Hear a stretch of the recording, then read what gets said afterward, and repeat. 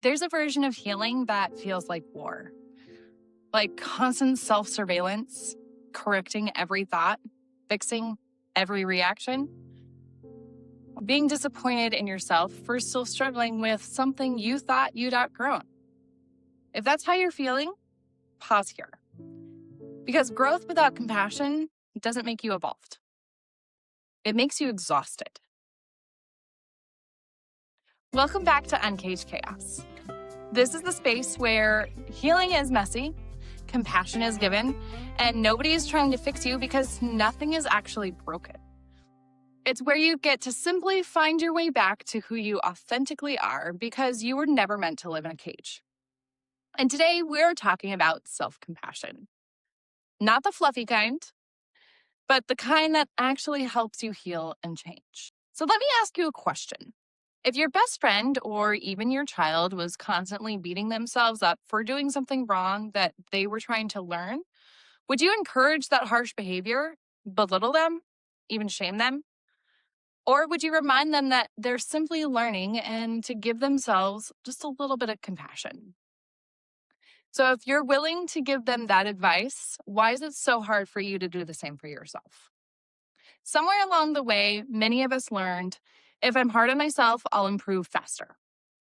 So we shame ourselves into awareness. We criticize ourselves into change. We withhold kindness until we do better. But harshness doesn't create growth. It creates compliance, fear, and burnout. Compliance isn't healing. It's survival wearing a productivity costume. Self-compassion isn't hard because you don't understand it. It's hard because for many people, kindness feels like vulnerability. If you've been hurt before by trusting, by softening, by believing things would be different, your system learned a lesson. Don't let your guard down. So instead of compassion, you choose control. Instead of gentleness, you choose self-monitoring. Instead of softness, you choose criticism. Not because you're cruel to yourself, but because you're trying to make sure you never get hurt in the same way again. For a wounded nervous system, compassion feels like lowering your defenses without guarantees. It sounds like, what if I go easy on myself and fail again? What if I trust myself and get hurt again? What if I soften and no one catches me? So the ego steps in, not to sabotage you, but to protect you, because that's what the ego does. Self-criticism signals threat. Your amygdala activates and your body moves into fight, flight, freeze, or fawn. Self-compassion signals safety. Your parasympathetic nervous system comes online and your body becomes capable of learning. You cannot rewire patterns that are constantly bracing for impact because growth requires safety, and safety begins with how you speak to yourself. The version of you that developed coping mechanisms was not reckless. It wasn't even broken. It was adaptive, which is awesome.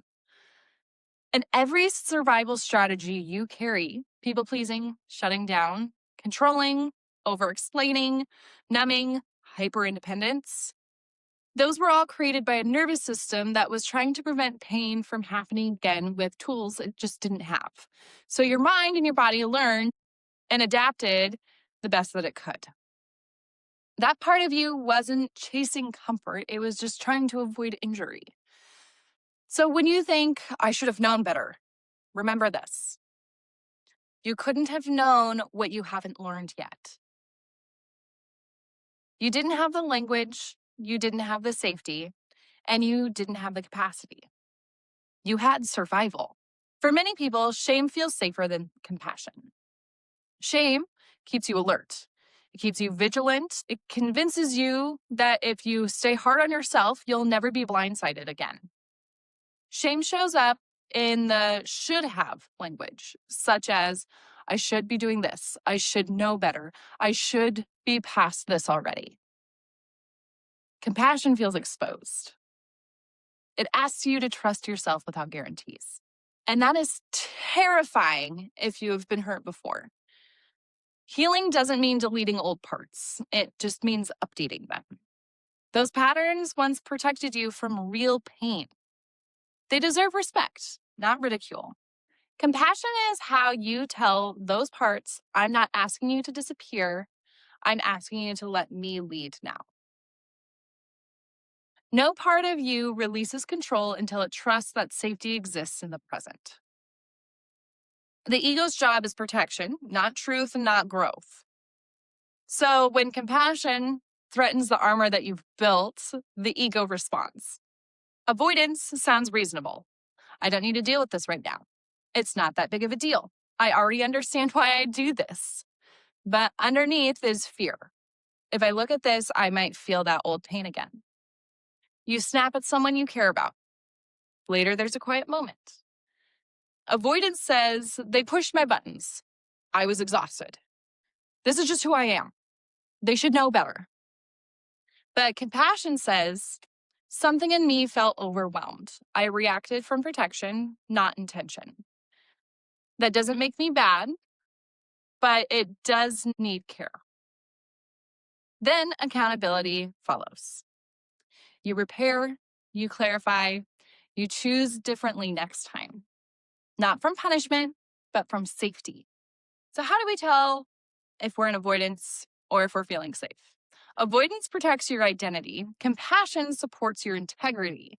Avoidance says, if I look at this, I'll reopen an old wound. Compassion says, I can look at this because I'm not alone with it anymore. So what does healing actually start to look like when we allow compassion in? Healing isn't linear, it's spiral shaped. You revisit lessons, you catch patterns sooner, you repair more gently. Progress isn't never getting hurt again. Progress is trusting yourself to handle it when you do. When an old pattern shows up, try this. Of course, you've learned this. You were trying to stay safe. I can protect myself differently now. You're not betraying your past self by growing. You're becoming the safety you never had. If compassion feels terrifying right now, nothing is wrong with you. It just means you've been hurt before. We all have. The healing isn't about building a thicker armor. It's about building inner safety to kind of release some of that armor. Self-compassion is how you stop fighting yourself and start standing with yourself.